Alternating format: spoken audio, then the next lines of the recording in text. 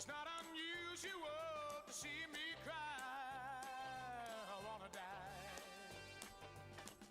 It's not unusual to go out at any time. But when I see you out and about, it's such a crime. If you should ever wanna be loved by anyone, it's not unusual, it happens every day. No matter what you say, you'll find it happens all the time.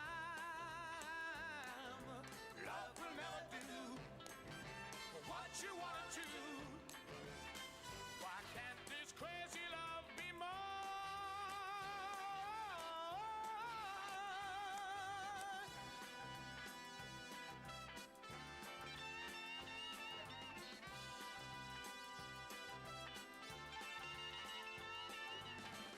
It's not unusual to be mad with anyone. It's not unusual to be sad with anyone. But if I ever find that you've changed at any time, it's not unusual to find that I'm in love with you. Oh, oh, oh, oh, oh, oh, oh, oh.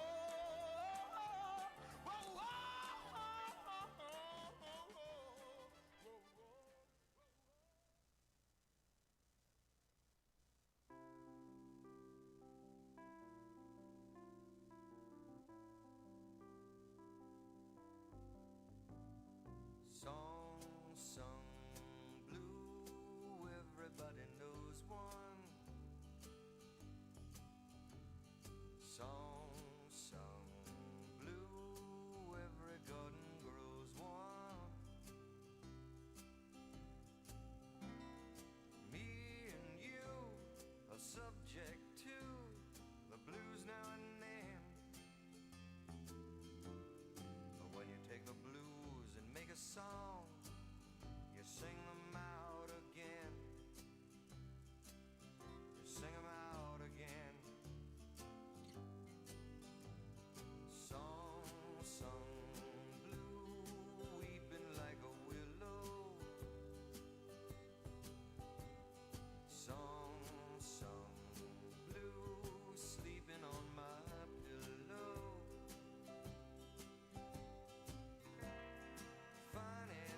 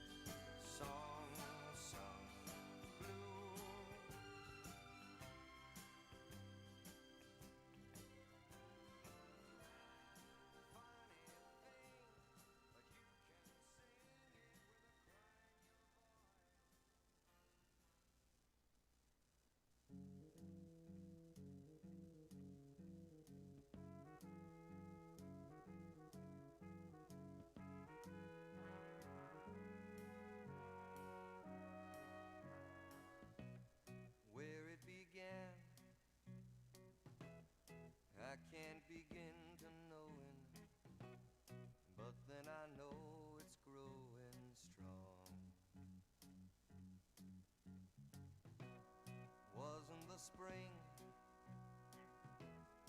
and spring became the summer.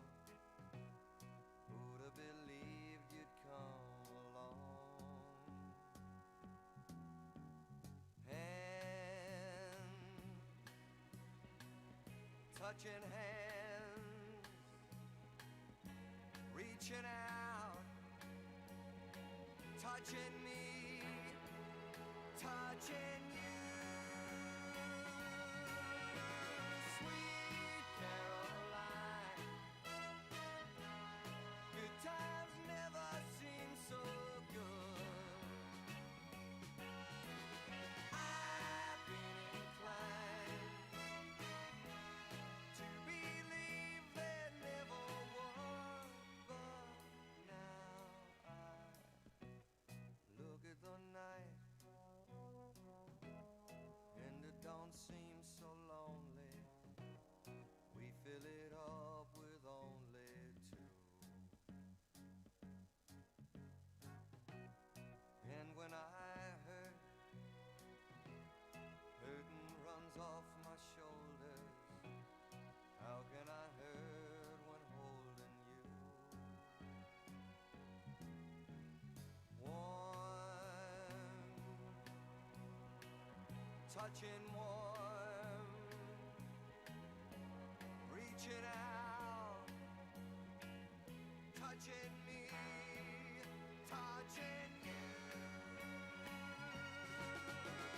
Sweet Caroline, good times never seem so good. I've been inclined to believe there never would. Oh, no, no.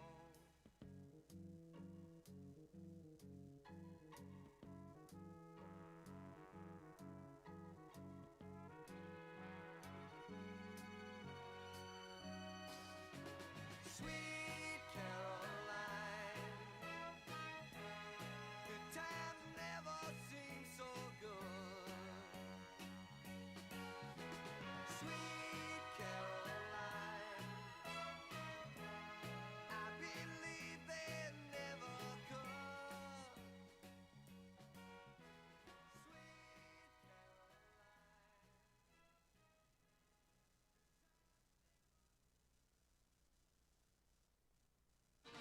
Listen, all of you people, come and take a few lessons from me. Get yourself prepared for Judgment Day. Hallelujah, do ya? When you hear the trumpet blast, then you know you're home at last. Open up them pearly gates for me. Why don't you open up them pearly gates? Open up them pearly gates. Open up them pearly gates for me. Hallelujah, do ya?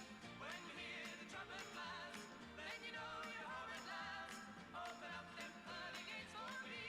For me. For me, all you gambling sinners. Now it's time to start believing. You're gonna meet your maker some sweet day. Hallelujah, do ya? When you hear the trumpet clear, gonna say goodbye to fear. Open up them pearly gates for me. For me. Open up them pearly gates. Open up them pearly gates. Open up them pearly gates for me. Hallelujah, do ya? When you hear the trumpet blast, then you know you're home at last. Open up them.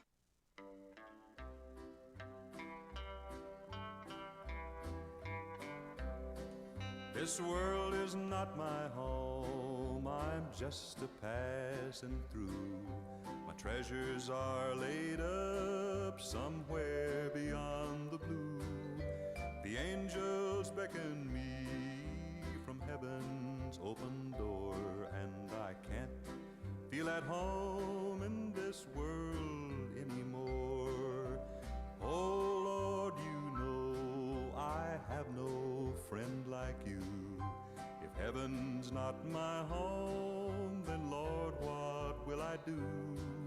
The angels beckon me from heaven's open door, and I can't feel at home in this world anymore. I have a loving mother just over in glory land. till I shake her hand. She's waiting now for me in heaven's open door, and I can't feel at home in this world anymore. Oh Lord, you know I have no friend like you. If heaven's not my home, then Lord, what will I do? The angels beckon me from heaven's open door, and I can't feel at home in this world anymore.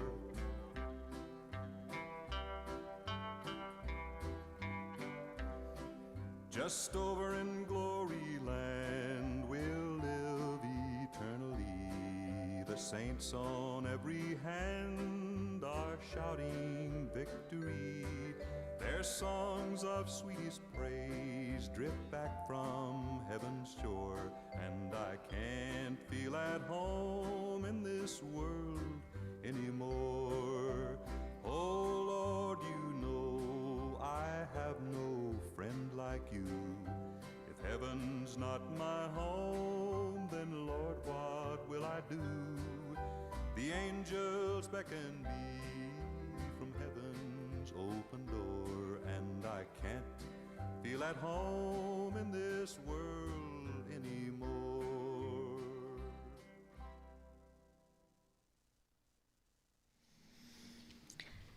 She wasn't one for fuss or show or fancy words or putting on airs. She lived her life the honest way with steady hands and open cares. She loved her people, everyone, held family close through thick and thin, and if you needed comfort, help or hope, you always knew you'd find it in her. Her kindness wasn't loud or grand, it showed itself in what she'd do. A meal made ready, a door held open, a quiet word that carried you through. She loved the flowers in her garden, hands in soil, heart at rest, watching colour rise from ordinary days, small miracles she loved the best. She cheered her footy with faithful fire, Essendon deep within her heart, and followed cricket with the same devotion, loyal right from the very start. Down to earth, honest as the day's long, loyal, loving, generous and kind. That was Vivien. Ladies and gentlemen, we've come together this morning in this beautiful place to honour and to celebrate the life of Vivien Lorraine McRoberts, a much-loved wife, mother and stepmother, sister, aunt, gran and great-gran, and a loyal friend to many. We come together knowing that days like today carry many emotions at once. There is sadness because someone deeply loved is no longer physically with us. There is gratitude because Vivien's life was rich with love, family, friendship, and laughter. And there is comfort because love does not end when a life ends. It simply changes the way it's held. Vivien was 82 years of age. She lived a life marked by honesty and faithfulness, by energy and care for others, and by a deep devotion to her family.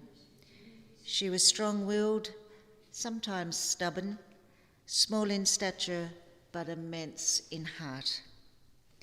Those who knew her best describe her as calm and steady on the surface, but always quietly working, always caring, always giving, rather like a duck floating peacefully while paddling furiously underneath. Today is not about perfection or about a neatly packaged story. It is about a real woman, a wife who loved deeply, a mother who made sure her boys never went without, a friend who stayed a friend for life, and a woman who found the courage to love again after heartbreak. We gather above all to give thanks for Vivien's life and farewell her gently back into the arms of those she has loved and lost. Her eulogy has been written by her brother Brent. A brother sees the long story, the younger days, the shared family history, the roots that shaped who someone became. This is a chance now to hear about Vivien not only as a mum and gran, but as a sister, as the woman she was long before she was known in those other precious roles. As Vivien's brother comes now to speak, I invite you to listen with open hearts, remembering your own shared memories of her and giving thanks for the life we are celebrating today. Thank you, Brent.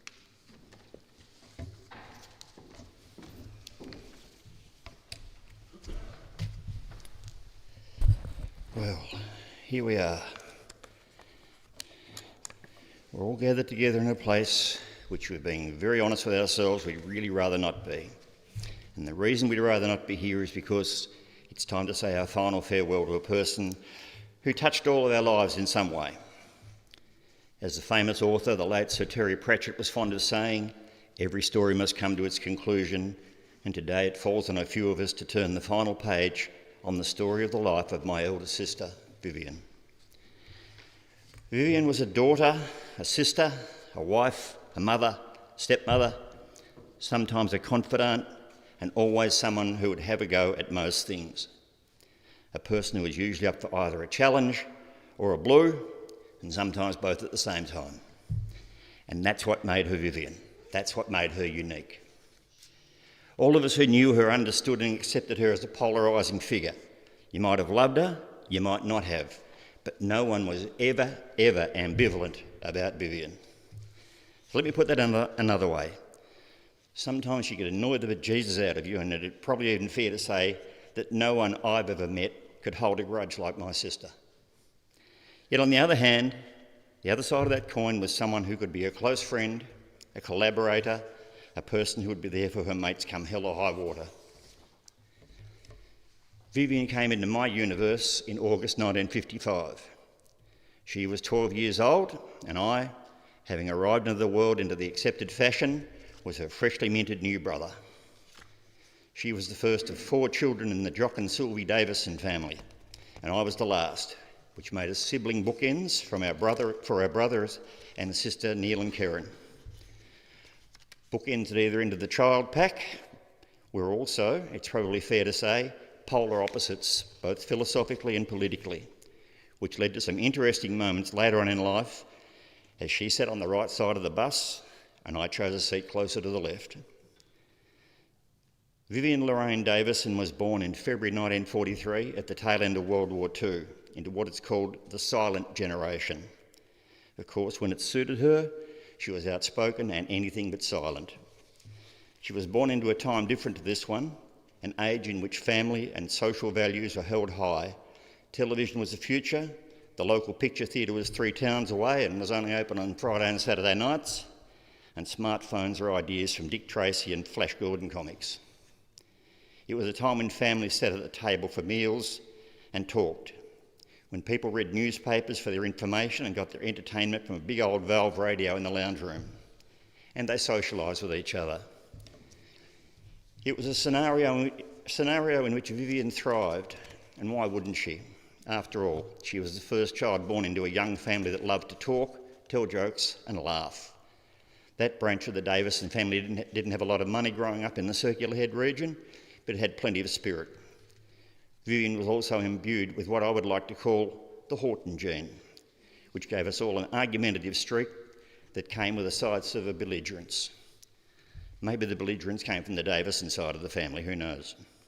But I remember watching and enjoying some entertainingly fearsome Sunday lunch arguments that sometimes became the equivalent of verbal cage fights, with Vivien often taking on our maternal uncles Rex, Russell and Leighton in winner-take-all bouts.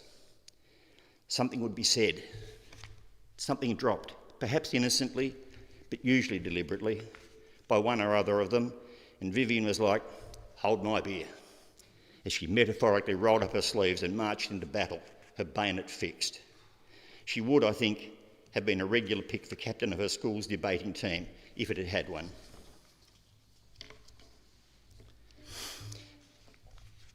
Those who knew Vivien will probably agree she was never one to hide her light under a bushel. She was not a person who was backward in coming forward, and despite her keenness for politics, was sometimes not very diplomatic. Yet another marker of the Horton gene. But at least you knew where you stood with her. Had she been born into Gen Z and was now a 20-something, she might be known as a disruptor, and I think that's a tag she would have been proud of.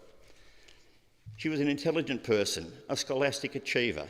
Unfortunately, her education finished at the Boat Harbour area school when she was about 15 years old. In another time and place, she could have gone on to be a university graduate. Who knows what her career path might well have been? Perhaps politics. She loved reading and always had a well-stocked bookcase. Books, magazines and newspapers were devoured, and she enjoyed history, even if it was sometimes delivered with a twist. I remember when I was about 10, she and I went to the Old Star Theatre in Mount Street to see the war movie Von Ryan's Express, because we wanted some war history.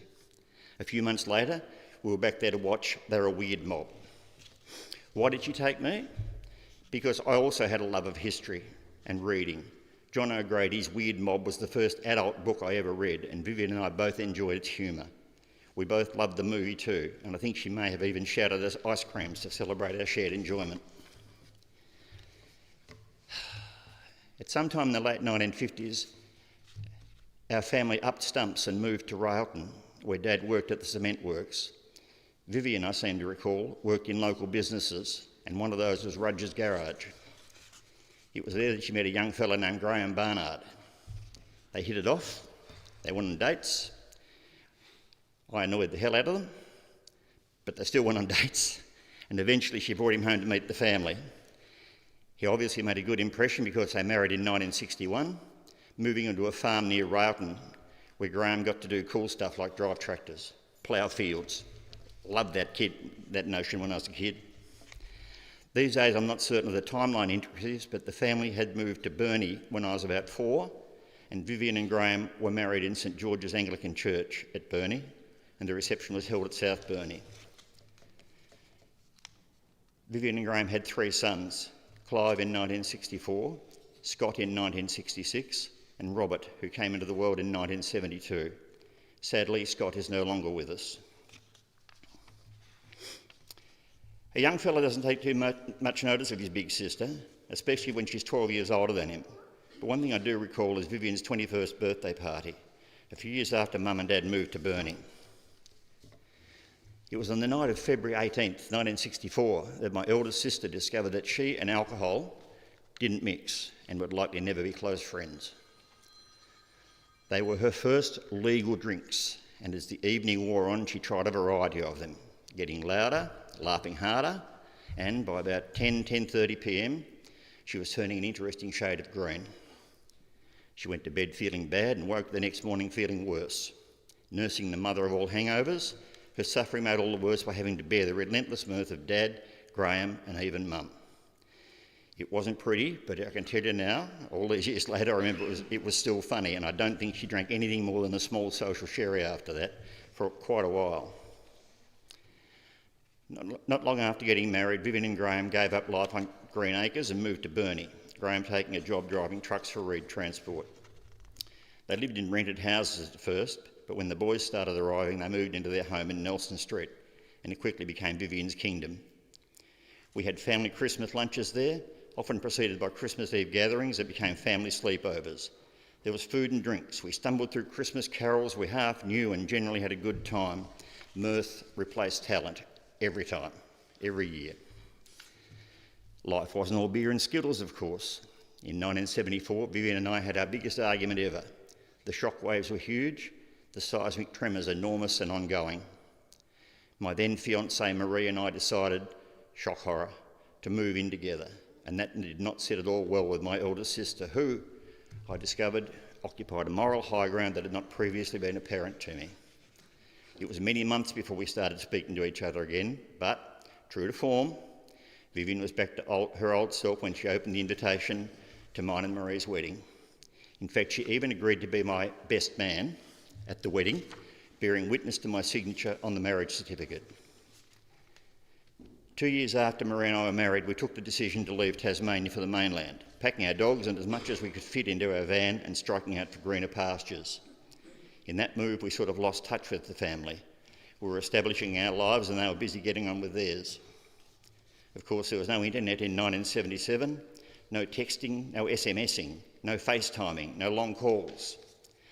Instead, we caught up on family news and a once-a-month 15-minute call to Mum, because any longer than that meant donating a kidney to Telstra. So we saw each other on rare occasions, face to face. Marie and I would get back to Tassie for a few days once in a blue moon, and the family members would come to see us on the next blue moon. Vivien and Graham came to visit us in Wagga Wagga during a house renovation, and both found a comfortable seat on a big stack of floor tiles in the dining room. She and Mum came for a holiday when we lived in Brisbane, arriving in time for Mother's Day. For a gift, we hired a limousine for them along with Marie's mum and her good friend Bet, and had all four of them chauffeured to lunch on the Gold Coast. And then Mum and Vivien arrived again, this time when we moved to Newcastle in early 1997. They stayed with us in our new home, and Vivien was both amused and shocked in equal measure when, the day after they arrived, we shoved a paintbrush into her hand, pointed at a fence and said, "You should be able to finish that by afternoon tea time." And she did. All you had to do with Vivien was offer her a challenge. It was on that trip that I asked Vivien if she wouldn't mind driving one of the loaner cars made available to me because of my work as a motoring journalist. The look of surprise when I handed her the keys to a black Mercedes-Benz sedan was priceless. The look of smugness when she got out of it was even more priceless. Life isn't all holidays and flash cars though, and its fragility was brought home to Vivien in 1995 when Graham passed away. It was a sad time for the family and a time of great loneliness for her as she tried to understand it and make sense of it all. And then John McRoberts came into her life.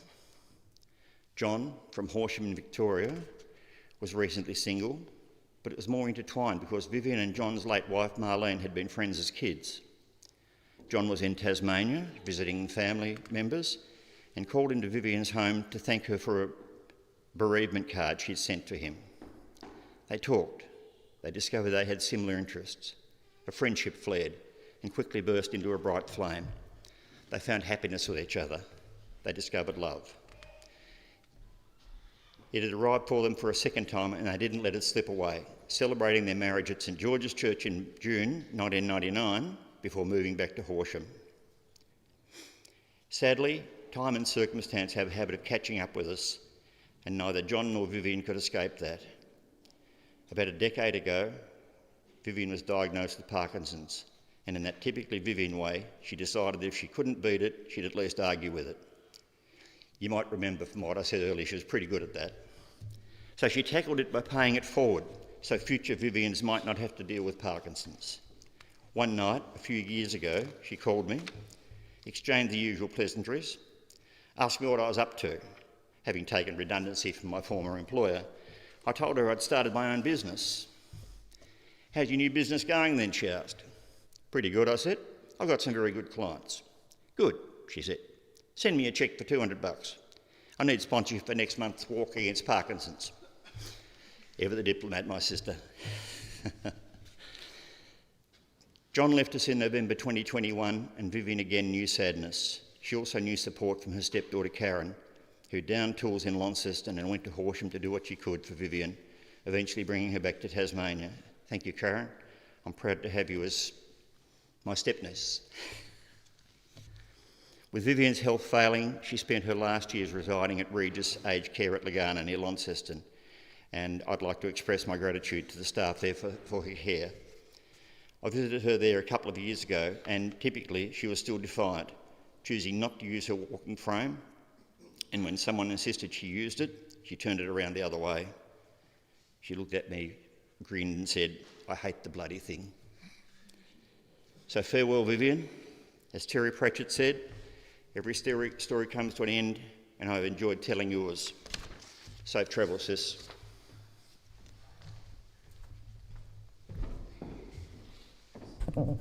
Thank you, Brent. What an amazing story you have told. Thank you.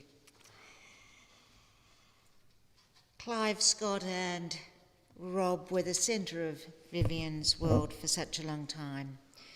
She was, in Rob's words, a fabulous mum, caring, practical, strong and deeply family-oriented. They never went without, and they always knew they were loved.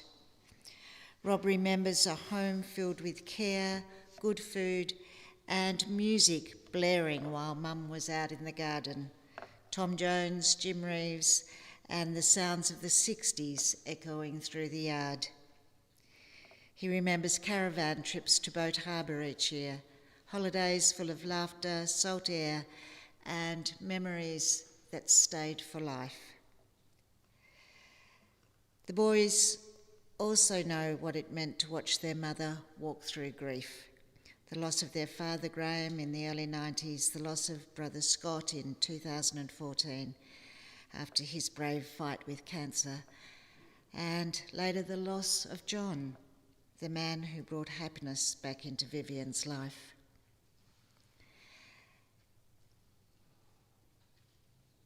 I now invite tributes to be shared. Firstly by Clive, yes? Up for it, Clive? No?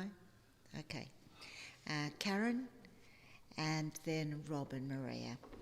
Thanks, Karen.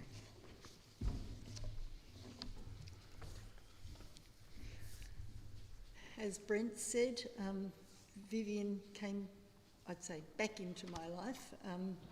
I didn't know her. She'd been sending, except for a Christmas card on the shelf every year from this Vivien person. Apparently the last time I'd seen her was when I was 2. And then Dad went and saw her after Mum passed, and as Brent said, they clicked. And yeah, and she's now been part of my life in the later part for the last 27 years, which is pretty astounding, really. I'm ever grateful and thankful that Vivien came into Dad's life at a time that he really needed that support, and we very quickly became her family as well. So she embraced us all and we loved her back. It was just wonderful. And I have an extra family as well. So yeah, Vivien's been a very, very strong part of the community in Horsham. She, as was said, was part of she and Dad became a formidable part of the Parkinson's group there, and that Parkinson's group grew to be one of the strongest in Victoria, and they were very strong in the various lodges that Dad was member of. And I just want to pay my respects and thanks for Vivien for being part of my life.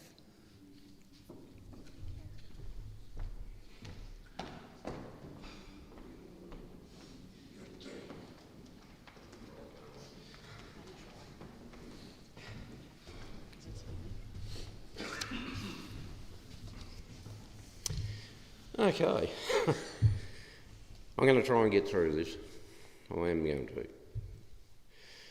Well, I'm Rob, the baby of the family, and I'd just like to point out that being the youngest definitely had its perks. Clive and Scott got the beatings, and somehow I never did. Don't ask me how I pulled it off, but I wasn't about to complain. Growing up, Mum was always there, always a meal, always a smile, always happy, unless we were in trouble. And even then, we couldn't take it seriously because Mum's eyes would go in 2 different directions. We'd be standing there thinking, which eye do you want us to look in? Half the time we'd end up laughing instead of pretending to be sorry, especially Clive. Scott was Mum's favourite, we all knew it. Clive was Clive, and I was the loner of the bunch, but we were her boys. And she loved us in her own hilarious, chaotic way. Then came the Zion days. Dad announced, we're moving. There like it was some grand adventure. The rest of us thought we were being shipped off to hillbilly country, but we ended up having the best time. We even bought Barney's Cafe, where Mum was absolutely no time for gardening because she was too busy cooking, serving and running the whole show like a general. New Year's Eve in Zion was a classic. We decided we'd become a traffic island. Literally stood in the middle of the road, and when the cops came to move us on, we told them, "Sorry mate, you'll have to go around. We're a traffic island." Honestly, it's a miracle any of us survived childhood. For Mum and Dad's 25th wedding anniversary, us boys decided to sneak out the window to get a photo shoot done as a surprise. And instead of getting stuck climbing out, I made the rookie mistake of landing flat on my backside in the garden. My graceful moment, but we got the photo. Before Zion, I remember walking home from school and hearing Mum blasting Bimbo's song through the speakers, which was Clive's stereo, while she gardened. I'd walk straight past the house pretending I didn't live there. My mates would say, "Don't you live there?" I'd say, "Nope," and keep walking. Couldn't risk being associated with that soundtrack. My first marriage gave Mum her first 3 grandkids, Damien, Chris and Katie. She absolutely adored them. They spent half their lives with Gran, and in her eyes, they could do no wrong. Meanwhile, we all knew better. Then came Maria. Mum first met her on our road trip to Kalgoorlie. We had a deal. We couldn't get married until I met Maria's sister and Maria met Mum.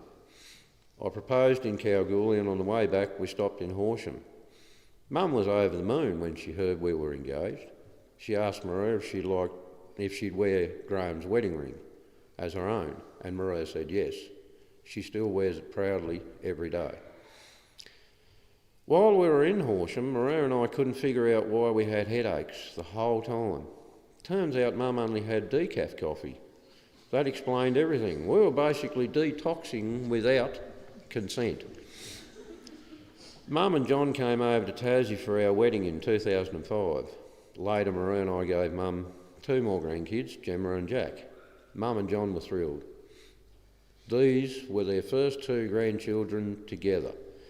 Even though we lived a state apart, they made the effort in the early years to come over for birthdays and special moments. Gemma and Jack still laugh about the time Gran and Grandad took them out for the day and ended up at the distillery, Hellier Distillery. Gemma rang saying, "We can't find Gran and Grandad." They'd wandered off, probably sampling something, but they came back quickly enough. In later years, when travelling wasn't as easy, Mum loved ringing me to hear about the grandkids. She adored Gemma's singing and always wanted to know how Jack was going with his soccer. I also want to thank Gavin for looking after Mum in Horsham. And a special thank you to Karen for the trips, for bringing Mum back to Tassie and for caring for her in the nursing home.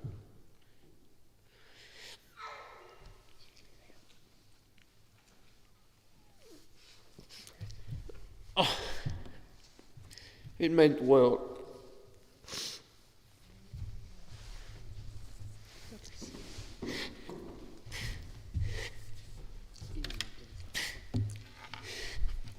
Mum gave us laughter, chaos, music, love, and more stories than we'll ever be able to tell in one lifetime. She was one of a kind, and we'll carry her with us forever.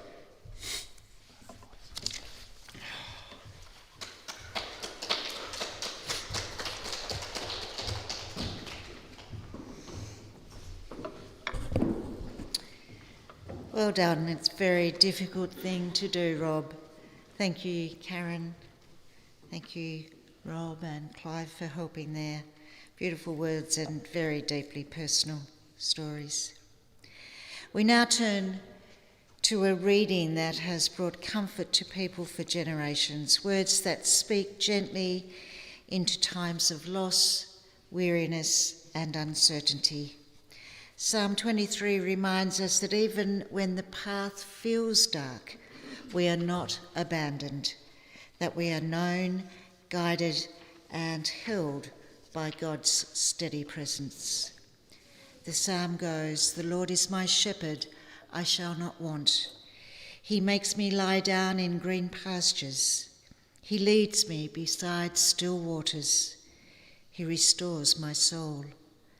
He leads me in paths of righteousness for his name's sake.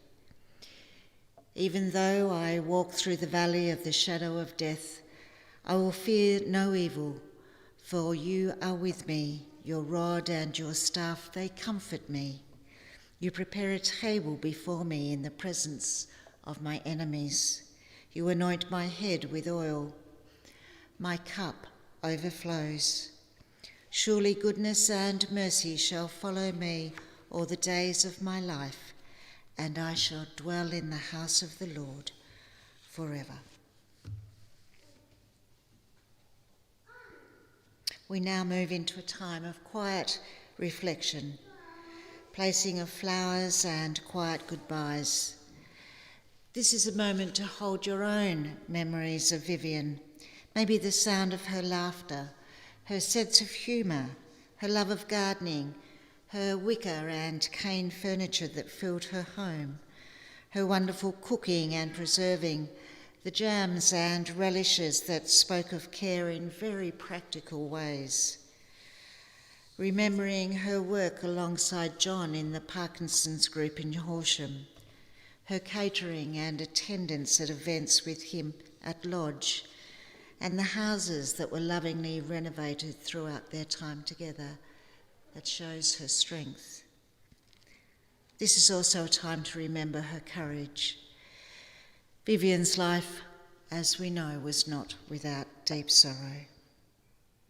Yet she still remained generous, warm, and open-hearted, still able to laugh, to read endlessly, to enjoy her southern comfort, and to give as good as she got. In the quiet now, may you give thanks for the part Vivien played in your own life.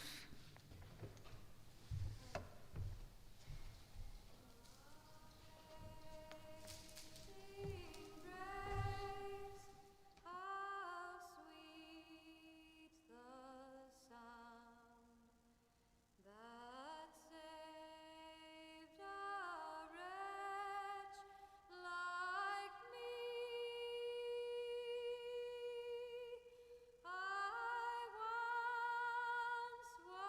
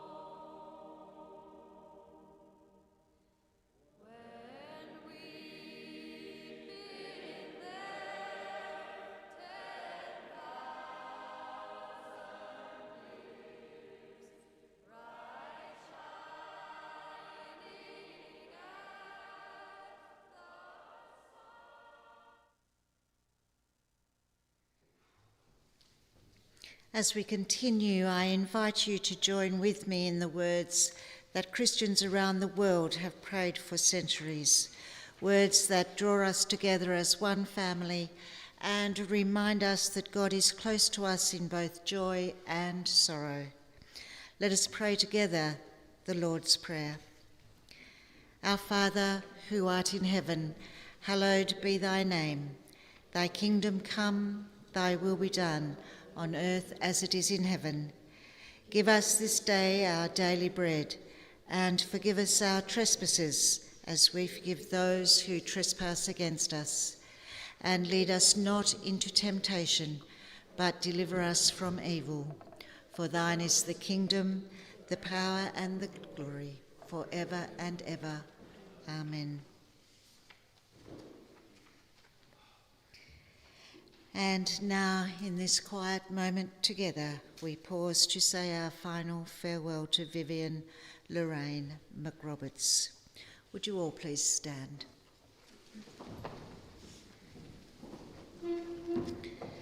Vivien was a wife, a mother, a stepmother, a mother-in-law, a sister and an aunt, a gran and a great-gran, and a loyal and much-loved friend.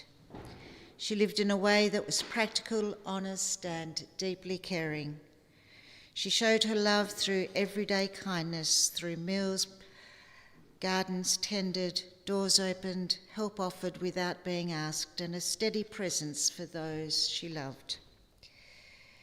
Today, here in this chapel, we let go of her in the only way we can, with gratitude for her life, with love for all she gave, and with respect for the woman she was. As Vivien is now entrusted to cremation, we do so gently and with dignity, honouring the life that has been lived and the memories that remain with us.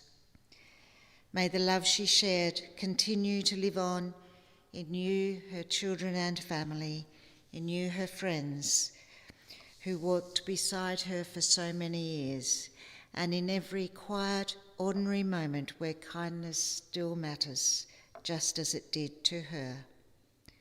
Vivien Lorraine McRoberts, thank you for your life. Thank you for your love. And now, in peace, we bid you a fond farewell.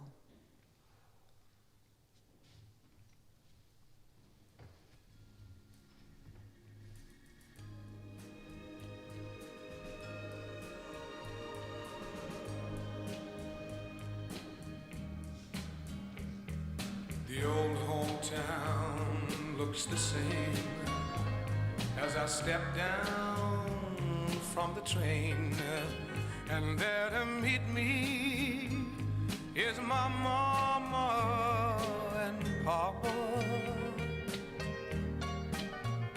Down the road I look and there runs Mary, hair of gold and lips like cherries. It's good to touch the green, green grass of home.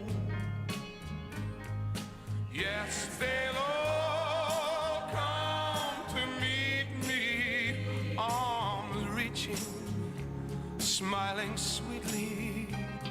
It's good to touch the green, green grass of home.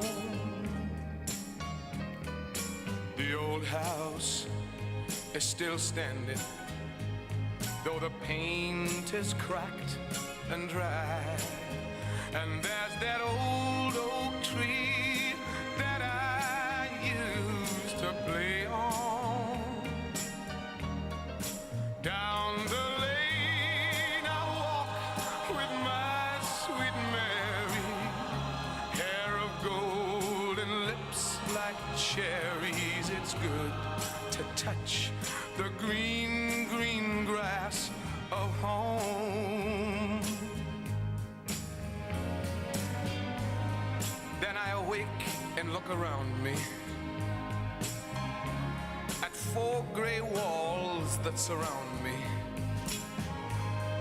and I realize, yes, I was only dreaming. For there's a God and there's a sad old portrait. On and on we'll walk at daybreak. Again I'll touch the green, green grass of home. Yes, they'll all come to see me in the shade of that old oak tree as they lay me 'neath the green